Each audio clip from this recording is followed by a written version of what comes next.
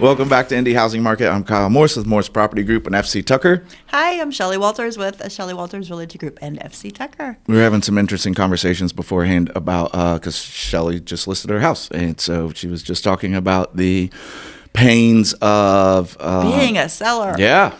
Yeah, like I said, I don't know. It's a blessing and a curse, right? Well, you know, I was just saying, I think as an agent, you really need to list your house at least once a year to remember what sellers go through, because it's not easy. It is so not easy. And not only that, we've had on the podcast here when you really shouldn't be listing your house. It's probably not the best time. I listed it 9 days before Christmas because just the timeline of when my new build's going to be done. So, yeah, I'm already tired of the showings. You sound like, I mean, it's just like a parent, right? Like, do as I say, not as I do type thing. I'm my worst client. I'm my own worst client. I've been through this before, and I was horrible for myself, and here I am again. I should have hired you just to take it off my shoulder. But then I could yell at somebody.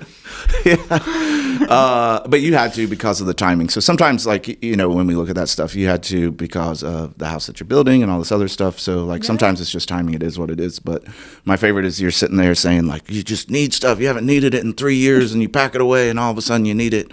And I was like, well, what'd you need? And you're like, a screwdriver. And I'm like, well, why'd you pack away a screwdriver? Like, because I don't normally need a screwdriver, and I thought within the next 6 weeks I wouldn't need a screwdriver, but I needed a screwdriver immediately. Here, hold on. Okay, what did you need the screwdriver for? I forget.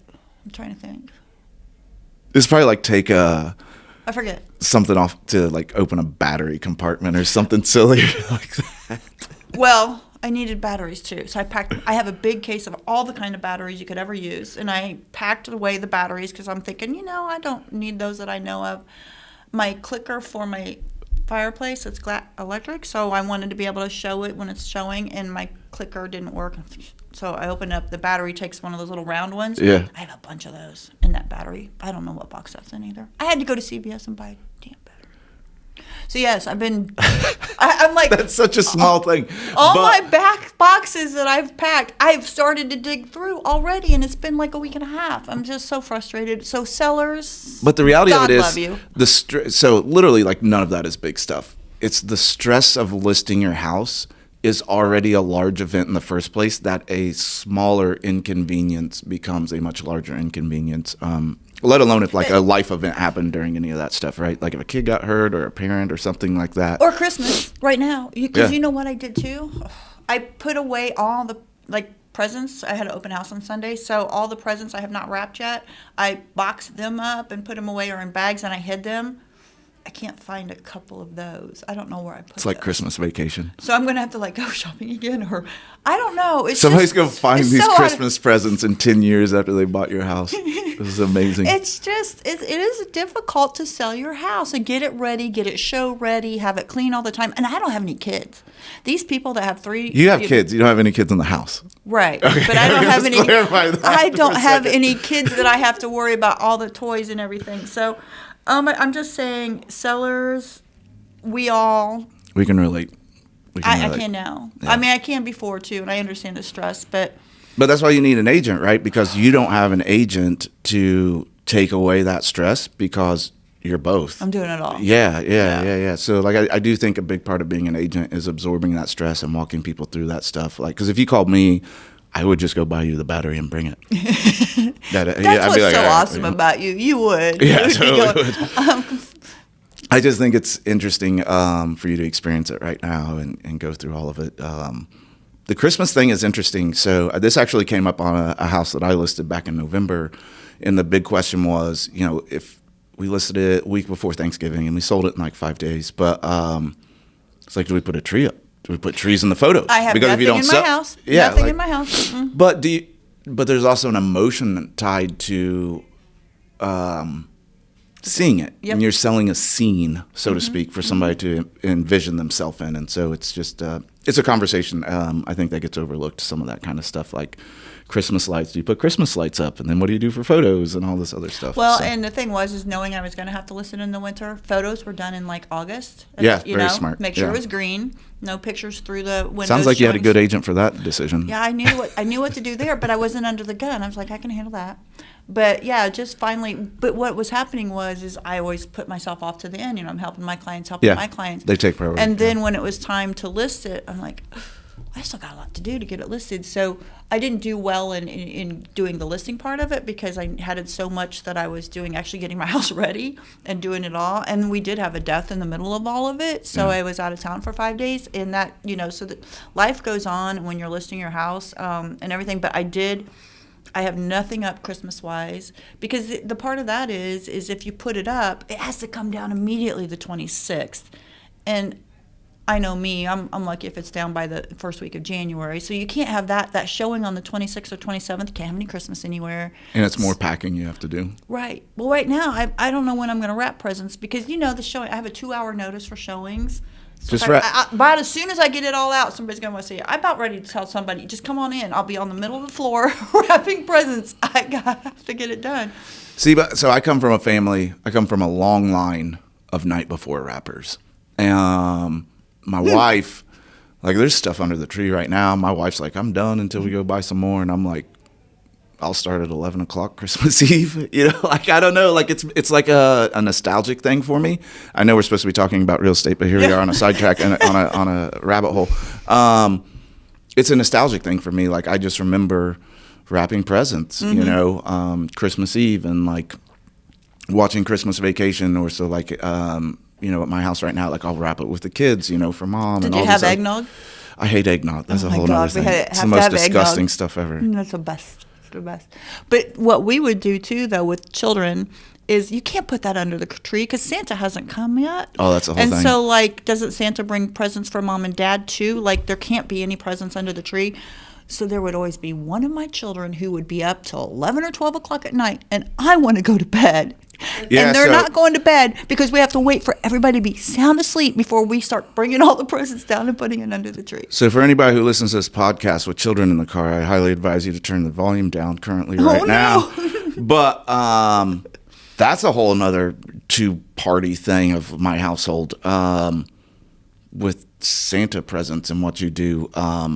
I grew up where Santa wraps in Santa paper, and it's very specific and everything's like that. Yes, we did that. And my wife comes from a lineage of where the Santa presents are not wrapped. Yeah, I don't like that at all. Well, I'm married, so my wife wins. But I kind of like it. I know, I've seen that, and I don't understand that. It's like, okay, the children come downstairs and they see everything they got, like in one false, 30 seconds. Here's the thing. I didn't have to understand it. I had to understand, like, pick my battles, and like this just isn't the battle I'm gonna fight. So your kids still see all their presents the second they walk downstairs, or walk up and to they the go tree? right to them, and like that's the first part of the morning and all of that stuff. So I don't know. That's we could do a whole other podcast just on our on the weirdness of Christmas. And by the time people listen to this, it might be past Christmas. So it will be past Christmas. We'll be on to 2024, which is what we want to talk about. Yeah. So last week we did a projection. Raquel's over there. It'll be up.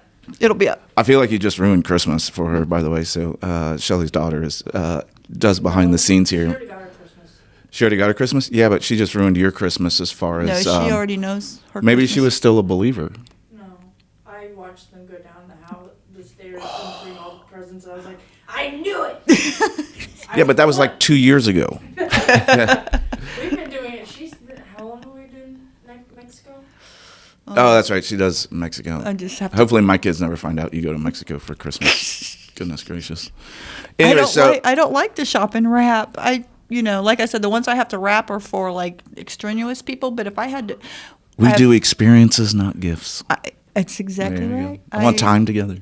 That's right. That's it's all about me. You package it up in a nice little bow saying like this is for you and it's just your laziness, but I love it. It's what you get to do as a parent. Okay, so last week we kind of covered Buffini's bold predictions. We went over what we predict for next year. I think we've already seen a trend in that over the past week with rates continuing to come down. Yeah, rates are crazy. I mean, yeah. Isn't it amazing to see a 6? I'm like, oh my gosh. I'm like, people were all talking about, oh my gosh, it went to 5 and then it went to 6 and it went to 7. Now we're seeing 6 and it's. I think I saw rates are the lowest they've been in 9 months, and then something about we just saw one of the quickest rate drops. I don't remember the timeline. They went on up it, as fast as possible that they've ever done in the coming down United rapidly States, too. Yeah. or whatever, and now they're going down as just as fast. Yep. So we don't know if they're going to stop, but according to some of the stuff that we get sent, they're saying 3 drops in the next year and no more raises. So we can't guarantee that, but that's what we're hearing. Right. So the Fed announced that they were going to do 3 rate drops next year. So a couple things about that. So Fed rates and mortgage rates are not intertwined, but they're also not fully disconnected, if that makes sense. I mean, that's a whole podcast to explain all of that in the first place, but it's a good indicator is what I would say for most people. And usually when the Fed announces something, mortgage rates have already built in what is they're predicting to happen. So like when Fed says rates are going to go up, they've already usually have trickled up the weeks prior to absorb that. And it's not like the next day. I think they do that. No, it's not a switch. I think they do that to make sure the market is stable. So like when they get the announcement, people aren't like doing something drastic as a result of it. So so that was like what we did last week, and then we said we were going to cover like the year in review for this week because we will not have a podcast next week because it is the day after Christmas. And will you be in Mexico? No, we don't go for a while. For a while? It's not even a Christmas present. Man, March. There's a whole lot we got to unpack here. Oh my March. gosh. So you said something though. I want to go back to the rates. So if we're looking at 6.99 or whatever we're looking at today, The rate that I got, I was looked at were today, right now, 6.866. So 6.8. Kind of depending. Yeah. 6.8. So sellers, if you do a 2-1 buy down, somebody could be at 4.8. Yep. Can you imagine the buyer that would get excited about a 4.8 to purchase your home and the neighbor next door is not doing that? So again, we highly recommend the 2-1 buy down. I should be doing that. Well, and here's the thing. So you got a 2-1 buy down. You're going to have a 4 for the first year. And we already know rates are going to be coming down. And guess who? Usually when you put that in there, the person paying for the 2-1 buy down is the seller. Oh, and any of that, so that's prepaid interest, right? And so if you were to refi within that time, let's call it 2 years, any of the prepaid interest that wasn't used would get rolled into the refi or rebated back to the buyer. Like that's how that works. So it would work on a variety of fronts, and you'd end up with a lower rate. And with the potential to refinance as well. Obviously, refinancing costs money anyways, but all of a Not sudden... a lot of lenders, though, are giving an offer that if they do your financing now, they'll pay for the refinance. Correct. Sorry, I hit Correct. the table. Yeah, stop hitting the table. So that would be something that, again, we're looking at rates coming down a little bit. So buyers, be prepared if this continues. You're going to have a competitive market in the spring. We keep saying that too. So still the best time to buy. But we're looking at houses that have hit the market. Only 2 hit the market in Zionsville. So inventory is going to be extremely low Oh, gosh. right now. Yep. But just keep in mind that this is going to get more and more as January, February, and March continue because we're heading into the spring market. We are. And I saw a lot when I was doing the stats. There's a lot of stuff of old, stale inventory that got cleared out here in the past week and a half. So when you're buying right now, you have leverage, obviously, with stuff sitting. You can get good deals on stuff like that. But that's going to trend away very, very rapidly. I was going to say more faster, but that's not even a phrase. Quicker than people anticipate. Well, we talked about my before prediction. the pent-up sellers. They're going to start putting their houses on the market because they've waited for a good year or year and a half to put their house on the market, just as the rates. Just for me, I'm getting rid of a 2.6% rate. That's crazy. That's what I have. But you're one of those people where it's like, but I do want this other house and all this, and like the rate is the rate, but at the same time, like I do want a different house, et cetera, et cetera. You think all that. So people are really concerned about their rates, but the crazy part is rates are going to start going down, and because of that, prices will go up, and so everybody's sitting on a ton of equity that's about to be even more equity, and like at a certain point, it just doesn't make sense to not take it. I don't care what your rate is. if you're sitting on $300,000 worth of equity that you could go put into the market or put into a house, it's going to end up doing better over the long term as the rates continue to go down. Yeah. Just financially, it's just a no-brainer. I know at first when you kind of look at it, but if you actually do the math on it, it's a no-brainer. So. Yeah, well, it is hard to see the visual of a 2.6 to a 7 or 8 wherever we were, but it is, for me, it just was the timing, and that's what I'm going to do. But there's a lot of sellers, when they start to see these rates come down, they're gonna be ready to jump. So let's look at what we were going to talk about is how did 2023 look here in our areas that we talk about, and just some information. And in my opinion, what I looked at is everything we're hearing in the media is so wrong. Yeah. Because mine are looking good. So let me just talk about Carmel. So in the past 7 days, Carmel had 14 hit the market. Again, this is 1 week before Christmas, so still not as many as we normally see. 4 of those 14 pended, a total of 15 pended. This is a week before Christmas. Negative inventory. Again, one less. Average days on market 27, median was 17 in the past 7 days. That's going down. That's down from what we saw in the past few months. Currently active 116. 94 sold in past 30 days. So this is holiday time between Thanksgiving and Christmas. 94 homes still sold in Carmel. Average days on market 34 and median 16. List to sale ratio was roughly about 98% in Carmel this past 30 days. And then Westfield, 11 hit the market. 5 of those 11 pended, and then a total of 13 pended. So we had negative inventory again. I'm sorry, it was 18, so you take 5 and 13. So it's 18 pended, 11 hit the market. So negative inventory there as well. And currently there's 209 active in Westfield. 30 days past, 114 sold. Average days on market 21 and median 16. So went down a lot more in the past 30 days. And then their list to sale ratio too is about 98%. And then Zionsville, 2 houses hit the market last week. 1 of those pended and a total of 4 pended, so we have negative inventory there as well. Currently 51 active in Zionsville, 26 sold in the past 30 days. Again, we've got some huge outliers, so the average days on market was 72. I did not pull out the one that caused that issue, so I should have done that. List to sale ratio there is about 97% in the past 30 days. So one of the things that I want to do, and I know you'll do yours too, is to look back. So in 2023, 1,395 homes sold in Carmel. So what is that? An average of, I can't even do the math for the month, but 142 of those were new builds. So in Carmel, 10% homes of the homes sold were new builds. They're anywhere from 121,000 to 5.5 million this entire year of 2023. And the list to sale ratio came out to 100% average over 2023. And average days on market 23, median 5. So those stats look really good. 100% list to sale ratio, 23 days on market. That is, again, through the entire, up till the day of December 20th. Westfield in 2023, 1,606 homes sold. 573 of those were new builds. So 35% of the houses that sold in Westfield were new build homes. And there were anywhere from 65,000, yes, that was a home, but I'm pretty sure it was a tear down, to 3.65 million. 99% list to sale ratio the entire year of 2023. Average days on market 27. Again, all those stats seem so good to me compared to what the doom and gloom is out there. That Westfield one, I'd be very interested. So you got 35% are new construction. I wonder how many of the remaining were built in the past 7 years. Yeah. I bet it's a really high number. Yeah. I bet it's a really, really high number. But it's just, I was shocked. So I did rank the cities, and I'll go back over that, who's got the most new builds, and that was kind of an interesting as well. In Zionsville for 2023, 504 homes sold. 62 of those are new builds, so roughly 10% in Zionsville. Anywhere from 197,500 to 7.2 million.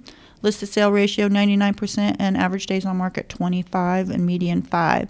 So my 3 cities that I'm talking about, those stats are very good. Yeah. You know, I don't know where everybody's all bent up about prices coming down and, list to sale ratio, you're not getting anywhere near, because these stats are not showing that this is averaging for 2023. So 2023 has been a very good year.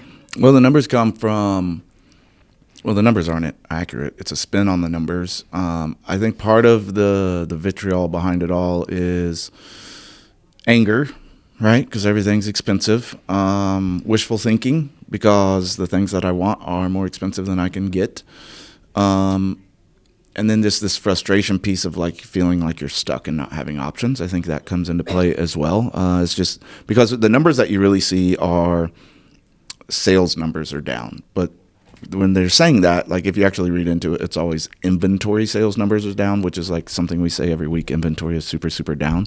But the numbers behind the sales don't actually represent Look a at down the market. real sales. Correct. The numbers look good. Looking Yeah. at how many sold, well, you can only sell so much. So if the inventory is lower, you're going to sell less.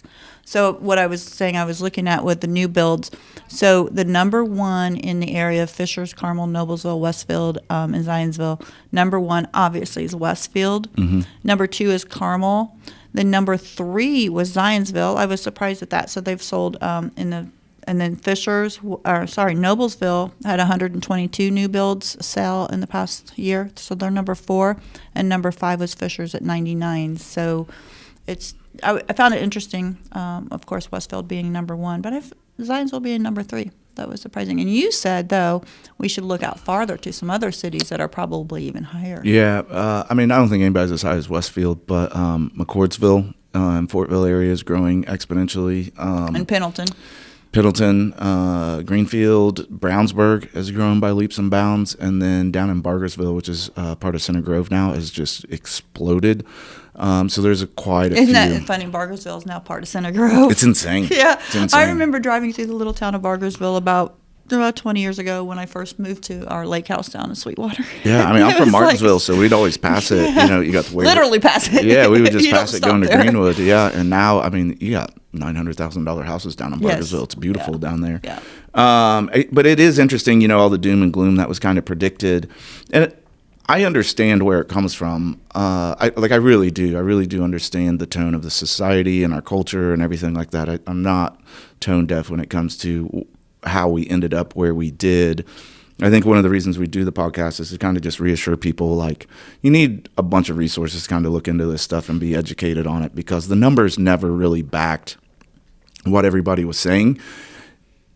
It backed part of what they were saying, but the narrative they spun on it was just slightly incorrect, which I get. I don't hold that We don't against sell anybody. advertising on the TV or the news. Advertising is paid by getting viewers. So get viewership, you have to do sensationalism to get people to watch. And nobody's gonna read an article that's like, "Hey, everything's good, guys, Yeah. sweet," like that.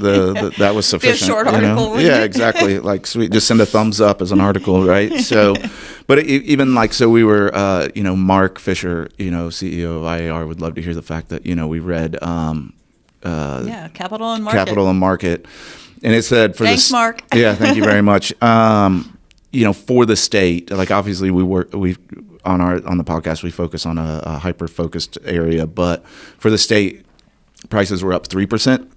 We're up higher here. We could get into breaking it all down, Yeah. but it's just kind of an act of futility to a certain extent with the time allotment that we have. But prices have gone up. We're showing still that going up. Stuff is selling in all of, at least on the north side, stuff is selling very close to 100%. You can call it 97, 98, 99. Some of it we looked at was like a little bit over 100%, for some of the stuff. So it's going to be very interesting as we go into the next 18 months, because I think it's going to catch a lot of people flat-footed, in particular buyers, because I think they were hoping this was going to come out a different way, and it's just not. Yeah. We keep saying it could be close to another 21, 22, not maybe as bad, but it's going to be competitive again with all the pent-up hold. Everybody went on hold the past 3 months, 4 months, sellers and buyers. One of the things on Capital and Market that they send out, inventory in April through November went up every single month. So it was a constant upwards travel. So that was very interesting to see as well. With inventory is gaining, and did all the way from April through November. No dives. For the state, though. For the state. For the state, yeah. Because I think up here on the north side, we tend to be, we're holding steady state, right? I think for the most part, because we're losing and we're gaining. We'll get a little bit, and then in 2 weeks it's gone, and we're down a little bit. But I agree. I think next year is going to be a very interesting market, and I really, really hope people are even if you want to just kick tires and kind of see what it's going to be like. Like I have people who do that with me, and it's like, cool, like let's see. If like we don't buy, but like let's just get educated. I highly recommend that. Mm-hmm. Well, don't you think people are going to be sitting here wondering, well, how low will rates go? Gambling. Yeah, like, and I think let's play roulette here. Like, will it go to 5.5? Oh no, it went to 5.5. Will it go to 5.3? Oh no, it went to 5.3. And they're gonna pay 50 G's more. Yeah, they just are. Right. And like, I just hope people don't get flat-footed. I would encourage everybody, if you are looking to buy in the spring market, you need to start just passively looking mid-January. So by the time February rolls around, you have an idea of where you're going to be at. So the time or grab that good listing that hit the market. So by the time March comes around, if it hits early, you're just on it. Because if you wait until April and May and June, you're gonna be covering appraisal gaps. You just are. I don't see a way around it. And no inspection items. I mean, I don't know. We can't guarantee all of this. This is just the thought of what we're talking about. But the data suggests we're trending there. Right. Well, that's what we'll say. I am not like, if I could predict the future, I wouldn't be doing this. I'd be picking stocks, right? But like, that's just what the data is kind of predicting. So for mine, Fisher's 12 went on the market. Only 3 pended within a week, but 23 pended last week. Wow. Yeah, I mean, I lost 11 in inventory in Fisher's. Average days on market is 45. There's 121 on the market. For the year, though, just over 1,400 sold. It was 1,424 sold. Anywhere from 2.7 million to 140. Like, that was the price range in Fisher's. And even then, so the one that was 140, it sold for 10 under. It was originally listed for 150, and the one that sold for, it was sold for 2.5, but it was on the market for 2.7. It's kind of the range that you were looking for there, with an average days on market is 17. So that's with the swings from 7 all the way up to 30, because current days on market, like I said, is 45. So for us to have an average days on market for the year 17 just shows how we were at the beginning of the year and in the spring market. And then Noblesville, 10 went on the market. Only 3 of them pended, but 15 actually pended last week. The 3 that pended were just within a week they pended. There's 136 on the market. We're 47 days on market. I did see a bunch of old stale listings kind of pinned when I did the stats this week. In Noblesville, 1,230 actually is what sold for the year, and the average days on market was 27, anywhere from 1.9 to 50,000. The one at 50 did sell at 50, and the one at 1.9 sold for 1.85. So that's always an interesting thing too, when you see some of these these higher listing prices, especially with what you and I see up here on the north side, or like if we were to look down in Bargersville, right? Or some of these other places, there's some really expensive listings, but you don't tend to see a lot of them move, just to be quite honest with you. Just historically speaking in our state, I mean, they do sell, but, and I've seen some pretty expensive houses, and they're absolutely beautiful, but they don't always get that price. But the ones that are a little bit lower, I mean, even, the 1.9, I mean, it basically got almost a list. So there's one in Tipton that just hit the market at 2.2 million on 13 acres. Is absolutely gorgeous. That's absolutely amazing. There's one in Hamilton proper that's 8. That's just absolutely beautiful as well. There's one in Noblesville. Right at that price. Yeah. But 13 acres, you can get 13 acres, 2.2 million, beautiful home, 8,000 square feet in Tipton. 5, 6, 7 years ago, everybody be going, "Where's Tipton?" or "No way in the world." But we're dang near a suburb these days. We're spreading out. But I mean, there's a like 7.5 in Noblesville that's absolutely beautiful. Tony Stewart's property that Carrie Hawley has listed down south, which is absolutely beautiful property. We have a ton of. There's one down in Santa Claus. That's a beautiful, beautiful, massive property. We have a lot of that stuff, but on the average for the whole year, like, that's kind of what the numbers are indicative of. So I kind of wanted to go over that because we did talk about what next year is, and we wanted to talk about just kind of what happened this year, because it is literally completely opposite. Well, I don't know if I want to say it was completely opposite of what was predicted, because we predicted a slower market, but there wasn't the collapse that people predicted, I guess. There was a lot of doom and gloom. There was a lot, around June or July, August. It was really scary sounding, and I think we came out of it just fine. It's because people get their news off of TikTok these days. Please listen to our podcast instead of TikTok. It's the number. People, I'll get a text and somebody will be like, "Hey, I saw this, this, and this," and I was like, "Well, first of all, stop getting your news off of TikTok. Let's start there, and then let's kind of go." Usually, I ask somebody, "What is your intent?" And then I'll walk you through and explain what you need to do in the situation around your intent. Because otherwise people just throw out this, right? And I'm like, well, if you're not moving in 3 years, I can't predict this, but this is the trends we're seeing, or vice versa. If somebody wants to sell or somebody wants to list, because people be like, I don't want to sell right now because prices are going down. I'm like, well, it's actually at an all-time high. I don't know, Yeah, and that's where, hire an agent to get Yeah. through the information that you need, and then you'll be better off not using just random information you're hearing on the news or anywhere else. So, Unless you're an agent yourself selling your own house. well, thank goodness. Then find an agent besides yourself. Yeah. I got it done. It's up and it's going out there. And, They actually teach that in real estate class too. what? Not to do your own? Yeah, not to do. I must have missed that day. You must have missed that day. I heard that when I was in. They're like, hey, don't list your own house because you'll be too emotionally attached, and if people, give you feedback, I know. Yeah. you're just gonna be so educated, you're gonna want to stab people in the eyeballs. But I know. Well, and I had open house, like I said, but I had one of my team members hold it open. I was there for the first 45 minutes by accident. I just didn't get out of the house and then start talking and everything. And I had a blast meeting all the people and talking to them. But I really didn't want to hear what they had to say. So they come in like, I took off. Who picked this ugly color in the living room? And you're like, me? yeah, don't tell me. This is no. It smells like dog in here, and you're like, well, I don't have a dog. I so. know, but that's the kind of stuff that happens. But yeah, so no, I should probably just turn off the feedback. But so far it's been okay. But no offers. It'll sell. It'll sell. I know. Everything sells. Everything It's sells. just the wrong time of year. Yep. Except for, as we see, houses sold. Lots of houses sold. Lots of houses sold. And then as soon as we get through the holidays, I don't know. I don't think it'll be the first week. That second week of January. Yes. It will light up. Barring snow. It will. Yeah. As soon as we get snow, we're down again. But yeah, I do feel too. Oh, I like showing houses in the snow. You know why? No. Because other people won't show houses, and I will. Yeah. Well, I got 4-wheel drive truck. I'll go wherever. I will drive in the snow. Yeah. And It's I don't have to compete as much. No, it's going to be interesting, but that was the roundup of what we wanted to say is how 2023 looked. Last week we looked at how 2024 is supposedly going to happen, and we keep saying, as my kids can't stand me to say, but Katie bar the door, it might just become another crazy year in front of us. I've heard that saying, and I have no idea what it means. But we'll go into sayings another day. But I agree. So the market is, I don't know. I guess it's just to cover the year.